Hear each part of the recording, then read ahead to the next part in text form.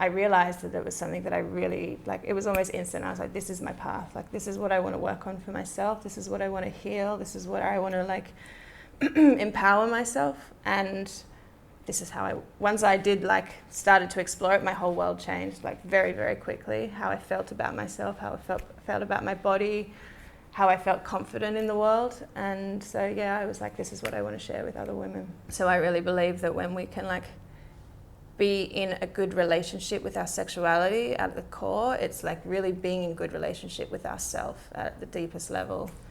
Different ancient rituals. We actually had a mother blessing in the temple the other night for, you know, a mother in our community that's about to give birth, and really, like, honoring this rite of passage in the way that they used to in ancient traditions, in ways that have been lost, you know, in modern society.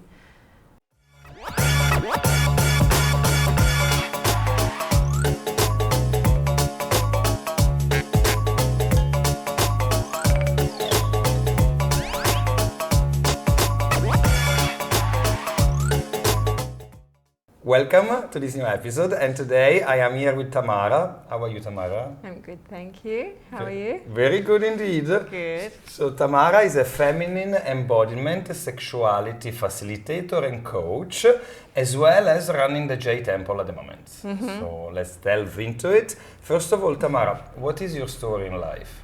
I was working in advertising in corporate in many parts of the world, Sydney, London, Chicago. Last place I was living was London for 8 years, working in the corporate world, climbing the corporate ladder, making the money, doing the success trail. And was doing really well at it, and then realized one day I was on a yoga retreat in Ibiza and I just had a moment where I was already, like, actually it's, I don't know, maybe 5 years ago, pretty close to now because it was Christmas. And I just realized, like, I was so stressed about the year ahead. I had a lot of anxiety. I couldn't even relax and switch off and just, like, be present in the retreat because I was already stressed about the year that was coming. And I just realized, like, I can't do this anymore. Like, I can't do it. I'm miserable, I'm stressed, I'm functioning alcoholic, I'm overweight, I'm, like, single, I'm, like, I have the success and the money and the corporate thing, but, like, deep down I'm just really, really unhappy. So yeah, I went back into the office the next opportunity, the first day in January, and I told them I won't be here at the end of the year. And walked away from it all. I gave all my furniture away, I walked away from the corporate career, the job, and I bought a one-way ticket, very cliched, to Delhi. Yes. Went to India.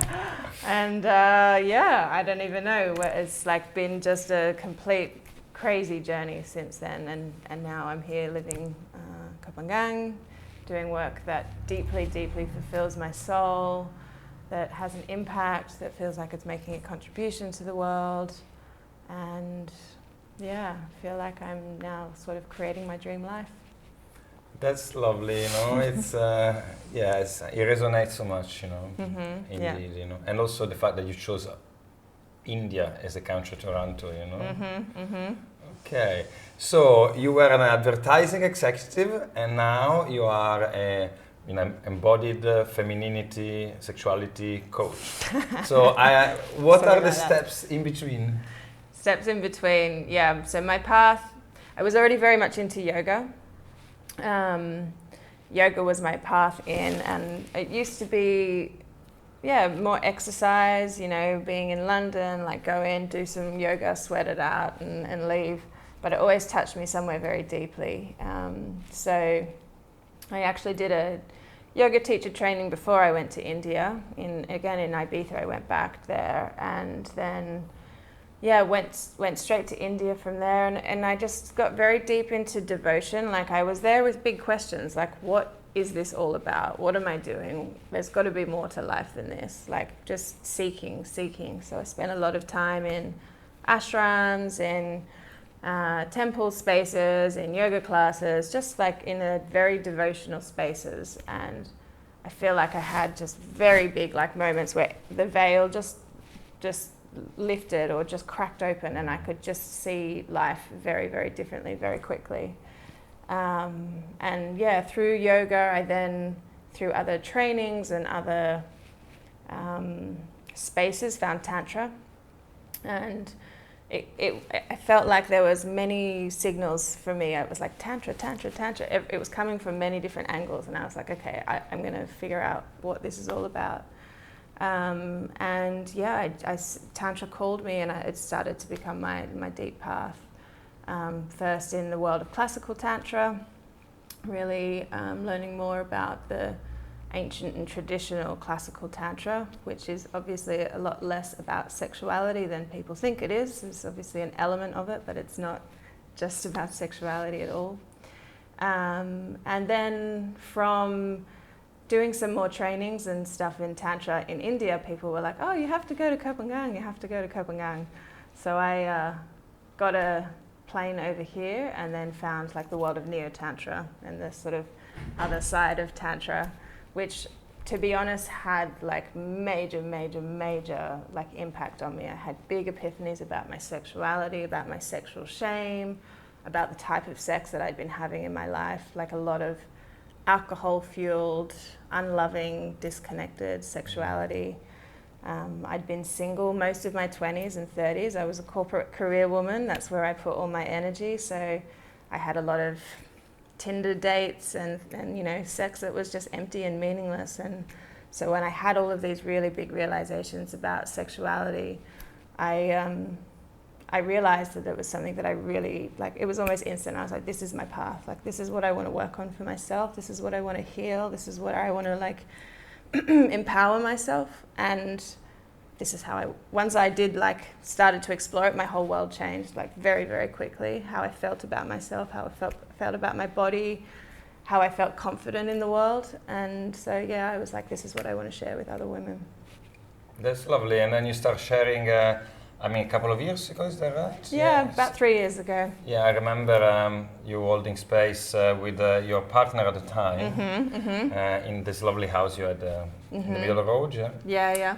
Okay. And then, well, your journey into this new kind of life, if you want, has been building and developing. And how do you feel now with, you know, what you are and what you offer? Yeah.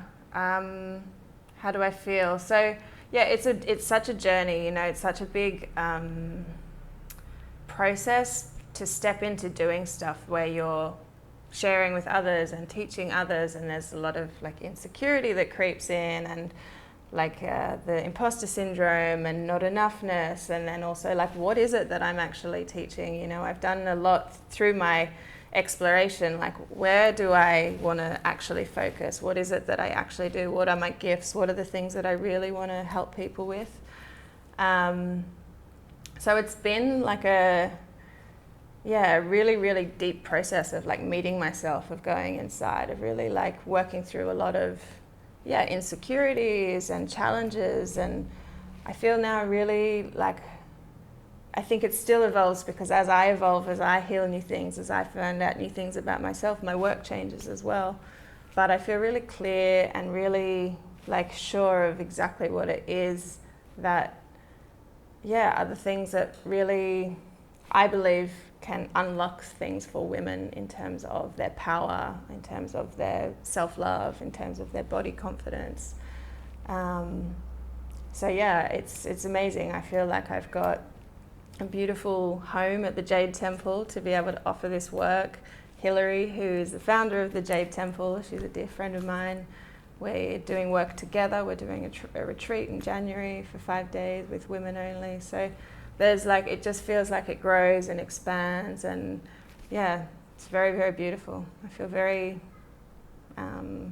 lucky to do this work. Yeah. Okay, so let's get into some more details.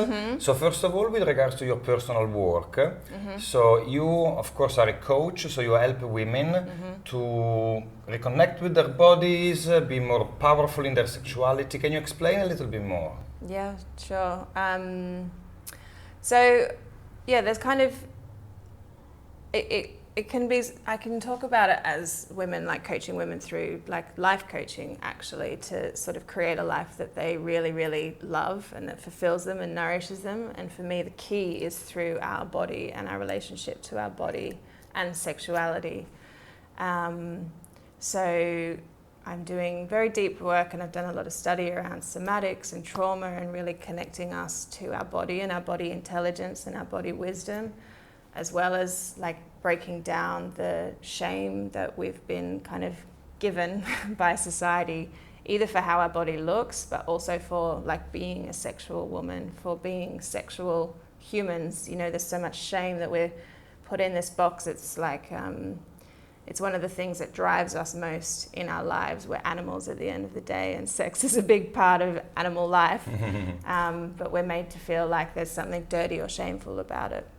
So I really believe that when we can like be in a good relationship with our sexuality at the core, it's like really being in good relationship with ourselves at the deepest level. And when we can really listen to and connect to and love our bodies, there's so much intelligence and wisdom that it's communicating to us all day, every day about what we actually want, what is our yes, what is our no, either in smaller things like food or who we want to interact with, but also in like the bigger things, like what we want to do with our lives, where we want to live, what work we want to do. And so when we really connect into this body intelligence and this body wisdom, that we can actually create, lives that are healthy and fulfilling and thriving and make us, truly happy. Sounds very good indeed. I think the role of the body has been rediscovered in recent years. You know, it's in the Western world, it's all about the mind. You know, but I think there's lots of knowledge in the body and lots of intuition.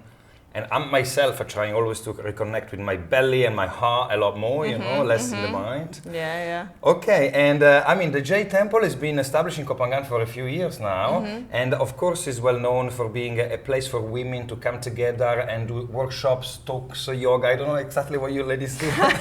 It's secret women's business, yeah. Can you tell me a little bit more about that and your role in it? Sure. It's such a beautiful, beautiful space on this island. I honestly believe it's one of the treasures of the island. It's a community that, Hillary created and started.